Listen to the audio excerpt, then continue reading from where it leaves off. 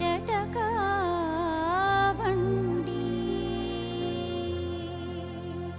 ನಾನು ಆ ಕೈ ಕೊಟ್ಟು ರಕ್ಷಿಸೋದಿಲ್ಲ, ನಾನು ನಿನ್ನ ಹತ್ರ ಬರ್ತೀನಿ ಕೃಷ್ಣ ಅಂತ ಹೇಳ್ತಾರೆ ಅಂತ.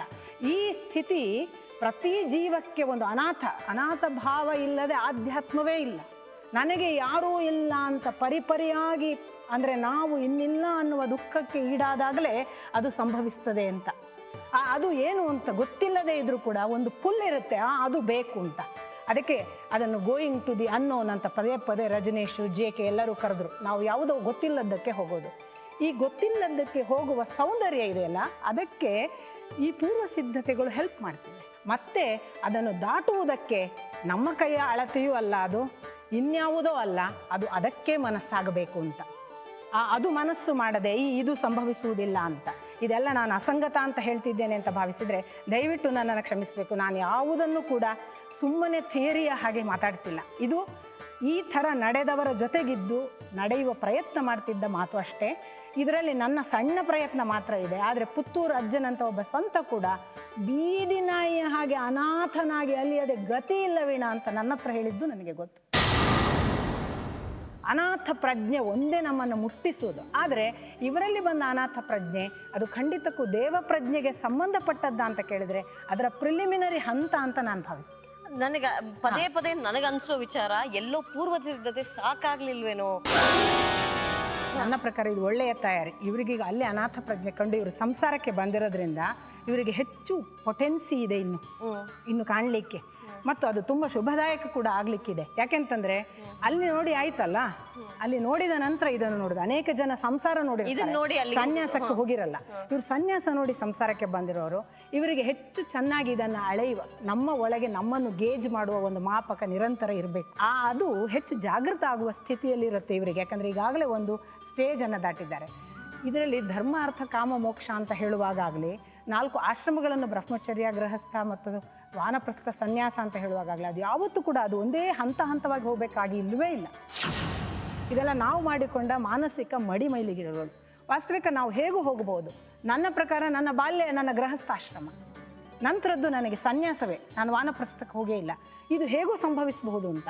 ಇದು ಸಂಭವಿಸುವುದಕ್ಕೆ ನಮ್ಮ ಜೀವಯೋಗ್ಯತೆ ಅಂತ, ನನ್ನ ಜೀವಯೋಗ್ಯತೆಯ ತಯಾರಿಯ ಮೇಲೆ ನನ್ನ ಪುಲ್ ಎಲ್ಲರಿಗೂ ಕಾಮನ್ ಅಲ್ವೇ ಅಲ್ಲ. ನನಗೆ ಸ್ವಾಮಿತ್ವ ಬೇಡದೇ ಇದ್ದಿರ್ಬೋದು, ಇನ್ನೊಬ್ಬನಿಗೆ ಸ್ವಾಮಿತ್ವ ಆಗೋದ್ರಿಂದಲೇ ಒಂದು ಶಿಸ್ತು ಉಲ್ಲಂಘನೆ ಆಗದಂತಹ ಯಾವುದೋ ಒಂದು ಕಟ್ಟುನಿಟ್ಟು ಅವನನ್ನು ಬೆಳೆಸ್ಬೋದು. ಸೊ ನಾನು ಯಾವುದನ್ನು ಅಗೌರವದಿಂದ ಕಾಣೋದಿಲ್ಲ. ನಿಜ. ಯಾಕಂದ್ರೆ ನಾವು ಸ್ವಯಂ ಪ್ರೇರಣೆಯಿಂದಲೇ ಕೆಲವು ನಿಯಮಗಳನ್ನು ಹಾಕೋಬೇಕಾಗ್ತದೆ. ಇನ್ನೂ ಒಂದು ಮಾತು ಏನಂದ್ರೆ, ಒಂದು ವೇಳೆ ಅವ್ರು ಹೇಳಿದ್ರಲ್ಲ, ಅದು ಮಾಡಬೇಡಿ, ಅದು ತಪ್ಪು, ಇದು ತಪ್ಪು, ಇದು ತಪ್ಪು, ಈ ರೀತಿ ಯಾರಾದ್ರೂ ತಪ್ಪುಗಳನ್ನ ತೋರಿಸಿದ್ರೆ ಅದನ್ನ ನಾವು ಆತ್ಮನಿರೀಕ್ಷಣೆ ಮಾಡ್ಲಿಕ್ಕೆ ಬಳಸ್ಕೊಳ್ಬೇಕು. ಎಲ್ಲರೂ ಪರಿಪೂರ್ಣ ಅಲ್ಲ. ಸಾಧನೆ ದಾರಿಯಲ್ಲಿ ಇರ್ಬೇಕಾದ್ರೆ ಅವ್ರು ತಪ್ಪುಗಳನ್ನ ಮಾಡ್ತಾ ಇದ್ದಾಗ ಒಬ್ರು ಏನಾದ್ರು ಅಂದ್ರೆ ಅದ್ರ ಬಗ್ಗೆ ನಾವು ಕೋಪ ಮಾಡ್ಕೋಬಾರ್ದು, ಆತ್ಮನಿರೀಕ್ಷಣೆ ಮಾಡ್ಕೊಳ್ಬೇಕು.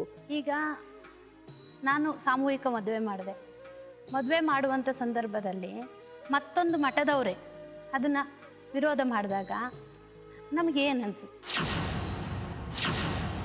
ವೈಯಕ್ತಿಕ ಶಿಸ್ತು ಅಲ್ಲದ ಒಂದು ಸಾಮಾಜಿಕ ಶಿಸ್ತಿಗೆ ನೀವು ಒಳಪಟ್ಟಿದ್ದೀರಿ ಅಂದ ಮೇಲೆ ಅನಿವಾರ್ಯವಾಗಿ ಸಾಮಾಜಿಕ ಶಿಸ್ತಿನ ಯಾವುದೋ ನಿಯಮಗಳನ್ನ ನೀವು ಒಪ್ಕೋಬೇಕಾಗತ್ತೆ. ಅಲ್ಲ, ಸಮಾಜದೊಳಗೆ ಇರುವಂತ ವ್ಯಕ್ತಿನೇ ನಾನು ದೊಡ್ಡ ವ್ಯಕ್ತಿ ಇದ್ದೀನಿ, ನನಗೆ ವಯಸ್ಸಾಗಿದೆ, ಆ ಹುಡುಗಿಗೆ ಬೆಲೆ ಕೊಡಬೇಡ್ರಿ, ಬಾಲ್ಯ ವಿವಾಹ ಮಾಡ್ತಾ ಇದ್ದಾರೆ, ಸುಮ್ನೆ ಅಪಪ್ರಚಾರ ಮಾಡಿದಾಗ ಮನಸ್ಸಿಗೆ ಏನ್ ಅನ್ಸುತ್ತೆ? ನಿಜಮ್ಮ.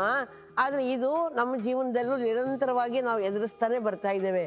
ನಾವು ಯಾವಾಗ ಒಂದು ಸತ್ಯದ ದಾರಿಯಲ್ಲಿ ಹೋಗ್ತಿರ್ತೀವಲ್ಲ, ಅನೇಕ ಕಾರಣಗಳು, ವೈಯಕ್ತಿಕ ಮಾತ್ಸರ್ಯ ಇರ್ಬೋದು ಅಥವಾ ಸಂಪ್ರದಾಯಬದ್ಧ ಮನೋಭಾವ ಇರ್ಬೋದು, ಈ ರೀತಿ ಇದ್ದು ವಿರೋಧಿಸಿದಾಗ ನಾವು ಮತ್ತಷ್ಟು ಆತ್ಮಬಲವನ್ನು ಮೈಗೂಡಿಸ್ಕೊಳ್ಬೇಕೇ ಹೊರತು ಸತ್ಯಕ್ಕೂ ಸಂಪ್ರದಾಯಕ್ಕೂ ಸದಾ ಘರ್ಷಣೆ ನಡೀತಾನೆ ಇರ್ತದೆ. ಹಾಗಂತ ಹೇಳಿ ನಾವು ನಿರುತ್ಸಾಹಿತರಾಗಲೇಬಾರದು. ಅದೇ ಅಮ್ಮ, ನನಗೆ ಒಂದು ಬಹಳ ನೆನಪಿಗೆ ಬರ್ತದೆ. ಏನಂದ್ರೆ, ಇಸ್ಲೂರ್ ಅಂತ ಹೇಳಿ ಸಿರ್ಸಿ ಹತ್ರ ಇದೆ, ನಿಮ್ಗೆ ಗೊತ್ತಿರ್ಬೋದು ಅಂತ ಕಾಣಿಸುತ್ತೆ. ಉಲೇಕಲ್ಲು ಅಂತಲೇ ಇದೆ. ಅಲ್ಲೇ ಜನ ಬಂದ್ಬಿಟ್ಟು, ಅಮ್ಮ ಒಳ್ಳೆ ಕೆಲಸ ಮಾಡ್ತಾ ಇದ್ದೀರಾ ಮಠಕ್ಕೋಸ್ಕರ, ವಯಸ್ಸಿನಲ್ಲಿ ಚಿಕ್ಕವರಾದ್ರೂ ನೀವು ಒಳ್ಳೆ ಕೆಲಸ ಮಾಡ್ತಿದ್ದೀರಾ, ನಿಮಗೆ ಆ ಜಾಗವನ್ನ ನಿಮಗೆ ಕೊಡ್ತೀವಿ ಬರ್ರಿ ಅಂತ ಕರೆದ್ರು. ತಡ್ರಪ್ಪ ವಿಚಾರ ಮಾಡ್ತೀವಿ, ಆಮೇಲೆ ಬರ್ತೀವಿ ಅಂತ ಹೇಳಿದ್ವಿ. ಒಂದು 8 ದಿನ ಟೈಮ್ ತಗೊಂಡು ವಿಚಾರ ಮಾಡಿ, ಆ ಜನ ಎಲ್ಲ ಇಷ್ಟು ಒತ್ತಡ ಆಗ್ತಾ ಇದ್ದಾರೆ, ಹೋಗಿ ಬರೋಣ ಅಂತೇಳಿ ಹೋದ್ವಿ. ಅದು ತುಂಬಾ ಸ್ವಾಗತ ಪೂರ್ವಕವಾಗಿ ನನ್ನನ್ನು ಸ್ವಾಗತ ಮಾಡಿಕೊಂಡು, ಈ ಜಮೀನು ನಿಮಗೆ ಅಮ್ಮ ಅಂತೇಳಿ ಬಿಟ್ಕೊಟ್ರು.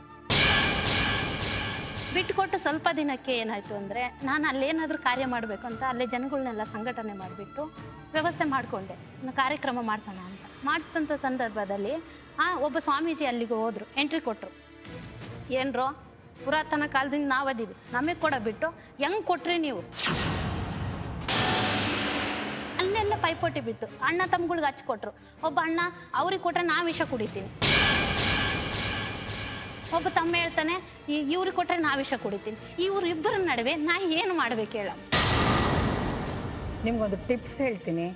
ಸಮಾಜದಲ್ಲಿ ನೀವು ಸಂಸಾರ ಆದ್ಮೇಲೆ ನಿಮ್ಗೆ ಇಂಥದ್ದು ಹೇಳೋರು ಇದ್ದೇ ಇದಕ್ಕಿಂತ 100,000 ಇದಕ್ಕೆಲ್ಲ ತಲೆ ಕೆಟ್ಟ ಅಲ್ಲ. ನೀವೀಗ ಅದನ್ನ ಬಿಟ್ಟದಕ್ಕೆ ಆ ಕಾರಣಗಳ ಅದೆಲ್ಲ ನನ್ನ ಪ್ರಶ್ನೆಗಳಲ್ಲ. ನಾ ಹೇಳೋದು ನಿಮ್ಗೆ ಯಾವತ್ತೂ ಕೂಡ ಒಂದು ಎಚ್ಚರ ಇರಲಿ, ವೈಯಕ್ತಿಕವಾಗಿ ಒಂದು ಎಚ್ಚರ ಇರಲಿ.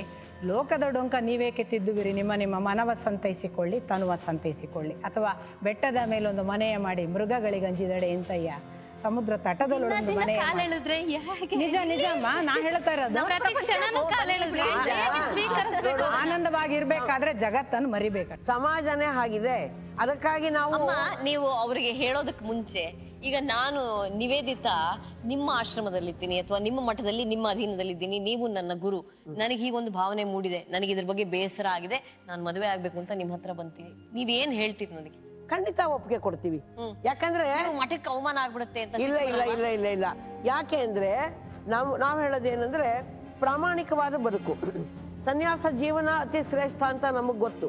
ಆದ್ರಿಂದ ಆ ಬದುಕಿಗೆ ನಾನು ಹೋಗ್ತೀನಿ ಅಂತಂದ್ರೆ ನಾವು ಅಂತವ್ರಿಗೆ ಸ್ವಾಗತ ಮಾಡಿ ದೀಕ್ಷೆಯನ್ನ ಕೊಡ್ತೀವಿ. ಒಂದು ವೇಳೆ ಇಲ್ಲ ನನ್ಗೆ ಈ ಜೀವನ ನಡ್ಸಕ್ ಆಗೋದಿಲ್ಲ, ನಾವು ಸಂಸಾರಿ ಆಗ್ತೀವಿ ಅಂತಂದ್ರೆ ಅಧಿಕೃತವಾಗಿ ಮದುವೆ ಮಾಡಿನೇ ಆಶೀರ್ವಾದ ಮಾಡ್ತೀವಿ. ಮತ್ತೆ ಮದುವೆ ಆಗಿ ಅಧ್ಯಾತ್ಮ ಮಾಡಬಾರ್ದು ಅನ್ನೋದೇ ಒಂದು ಬುಲ್ಶಿಟ್ ಕಾನ್ಸೆಪ್ಟ್.